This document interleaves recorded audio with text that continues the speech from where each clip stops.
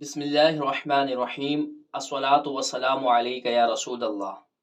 آج انشاءاللہ الرحمن واو کی اقسام کے بارے میں ہمارا تیسرا لیکچر ہوگا، جو کہ واو الفصل کے بارے میں ہے۔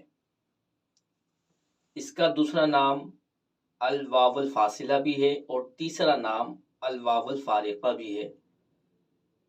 فاصلہ کرنے والی واو، فرق کرنے والی واو۔ یہ واو صرف لکھی جاتی ہے، پڑھی نہیں جاتی، اور یہ دو ملتے جلتے کلمات کے درمیان فرق کرنے کے لیے لائی جاتی ہے۔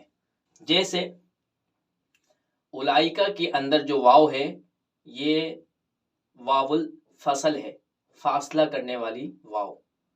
اسی طرح اولی کے اندر جو واو ہے یہ بھی فاصلہ کرنے والی واو ہے، واو الفصل ہے۔ اگر اولائکا کے اندر واو نہ ہوتی تو پھر اولائکا کو اس طرح لکھا جاتا، اور جب اس طرح لکھا جاتا تو یہ مشابہ ہو جاتا الیکا کے ساتھ۔ الا حرف جر ہے اور کاف ضمیر مجرور متصل ہے، تو الیکا یہ علیحدہ کلمات ہیں اور اولائکا یہ ایک علیحدہ کلمہ ہے۔ اگر واو نہ ہوتی تو پھر ان دونوں کے درمیان فرق نہ ہوتا، معمولی سا فرق تھا۔ اگر کوئی اس فرق کو بھی ملحوظ نہ رکھتا تو وہ ان دونوں کو ایک کی طرح سمجھتا۔ اسی وجہ سے ان دونوں میں فرق کرنے کے لیے اولائکا کے اندر واو کو داخل کر دیا گیا، تاکہ اولائکا اور الیکا کے درمیان فرق ہو جائے۔ اسی طرح اگر یہ واو نہ ہوتی تو اولی کو اس طرح لکھا جاتا بغیر اعراب کے، اور یہی شکل بعینہ الا حرف جر کی بھی ہے، جبکہ اس پر بھی اعراب نہ ہو۔ تو دیکھیں اولی اور الا یہ ملتے جلتے کلمات ہیں، اگر یہ واو نہ ہوتی تو ان دونوں میں فرق نہیں ہو سکتا تھا۔ اس وجہ سے الا اور اولی کے درمیان فرق کرنے کے لیے واو کو لایا گیا۔ حدیث کی سند کے اندر لفظ عمر بہت سی مرتبہ آتا ہے، جس کے اندر طالب علم غلطی کرتا ہے اور اس کو عمر پڑھتا ہے، حالانکہ یہ عمر نہیں بلکہ عمر ہے۔ کلمہ عمر کے آخر میں بھی واو فصل ہے، جو عمر اور عمر کے درمیان فرق کرنے کے لیے لائی گئی۔ اگر ان دونوں کے اوپر اعراب نہ لگا ہوا ہو تو پڑھنے والا سمجھ نہیں پائے گا کہ یہ لفظ عمر ہے یا عمر ہے۔ اس وجہ سے علماء نے عمر اور عمر کے درمیان فرق کرنے کے لیے جہاں پر عمر ہوگا وہاں پر واو کو لکھنا لازمی قرار دے دیا۔ اب یہاں پر معلوم ہو گیا کہ یہ عمر نہیں بلکہ عمر ہے۔ دیکھیں واو لکھی ہوئی ہے لیکن پڑھی نہیں جا رہی، اس کو عمر پڑھیں گے، اس کو عمر پڑھیں گے۔ یہ بھی یاد رہے کہ یہ واو کلمہ عمر میں حالت رفعی اور حالت جری میں آئے گی، حالت نصبی میں نہیں آئے گی۔ حالت نصبی میں کیوں نہیں آئے گی اس کے متعلق ہم پڑھتے ہیں۔ حالت رفعی اور حالت جری میں لفظ عمر کے ساتھ واو لگائی جائے گی، جبکہ حالت نصبی میں واو نہیں لگائی جائے گی۔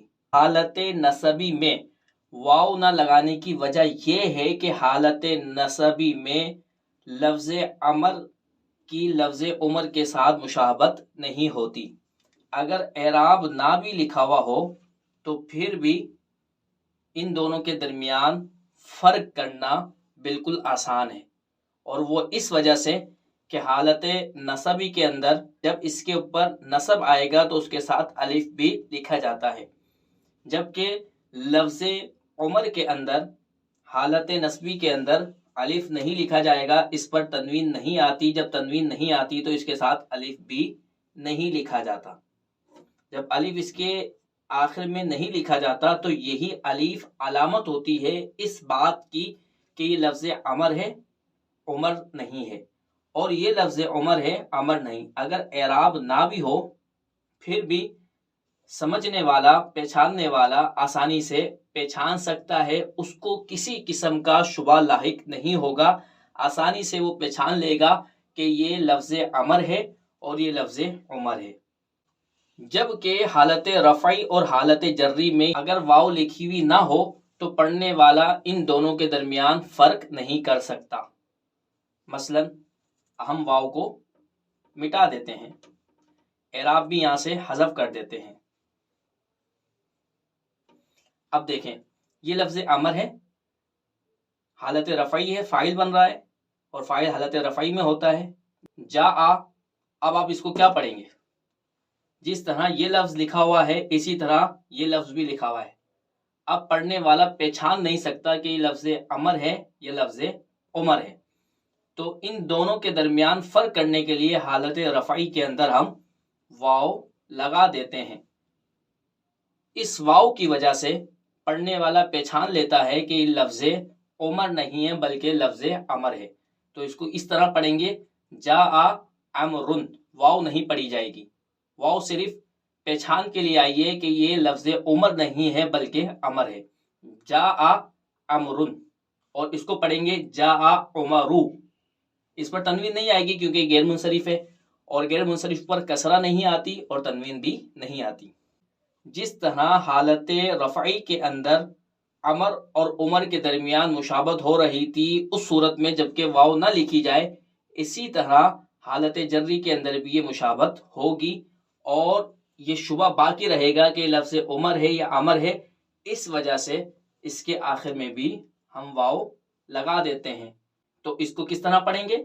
نظر تو الی امرن، میں نے دیکھا امر کی طرف، نظر تو الی عمرہ، یہ غیر منصرف ہے، اس کے اوپر کسرہ نہیں آتا، کسرہ کی جگہ فتح آتا ہے اور یہ اس کی حالت جری ہے۔